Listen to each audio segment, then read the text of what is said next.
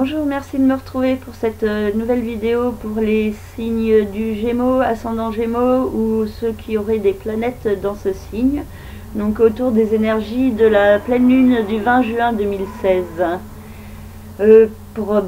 Cette pleine lune est encore pour votre signe, mais par rapport à la pleine lune précédente qui était au tout début du signe des Gémeaux et qui a fortement perturbé ou éprouvé les Gémeaux du premier décan, cette fois-ci c'est les Gémeaux du troisième décan qui seront plus fortement touchés par cette pleine lune.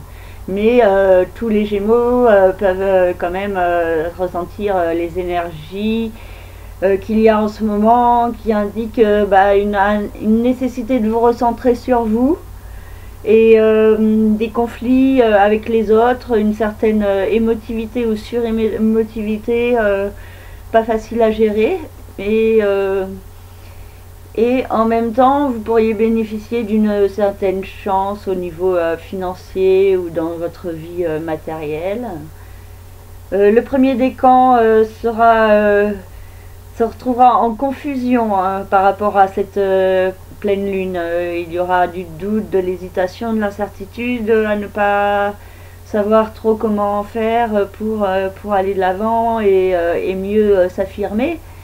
Et en même temps, il y a cette nécessité de s'imposer en toute authenticité. Pour le deuxième décan, Mercure est en conjonction avec votre soleil ou les planètes ou votre ascendant qui se trouve dans le deuxième décan du signe des Gémeaux. Et cela peut vous donner des bonnes intuitions, une bonne compréhension de ce que vous devez faire pour vous-même. Mais cela peut être aussi faire suite avec des restrictions ou une insatisfaction au niveau du couple, vu que Saturne est opposé à votre soleil, et donc il y a vraiment un risque de conflit dans cette configuration, et vous pourriez avoir du mal à vous entendre avec les autres ou à avoir envie vous pourriez avoir envie de plutôt être seul. Vous pourriez aussi vous sentir un peu bloqué au niveau de vos aspirations, au niveau de vos rêves, et avoir l'impression que les choses n'évoluent pas comme vous le voudriez pour le moment.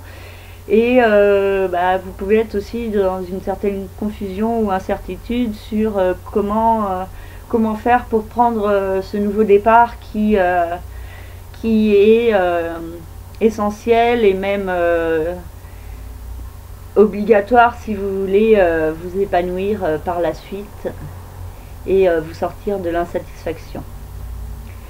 Les troisièmes décans, le Soleil et Vénus sont en conjonction avec le Soleil ou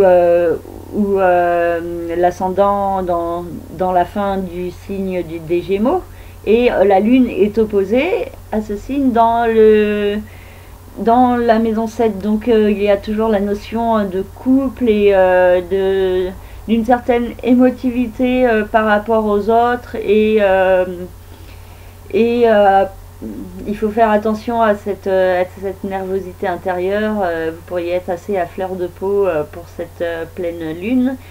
Mars vous indique qu'il est important de passer à l'action, mais pour transformer certaines choses, mais vous pourriez vraiment avoir du mal pour le moment, et il y a des freins, des ralentissements, et il faut se montrer persévérant et ne pas hésiter à agir. Voilà, j'ai fini cette analyse, j'espère que celle-ci vous convient. Je finis avec le bruit des sirènes, excusez-moi. C'est ça Paris. Et je vous souhaite une belle pleine lune et à très bientôt. Au revoir.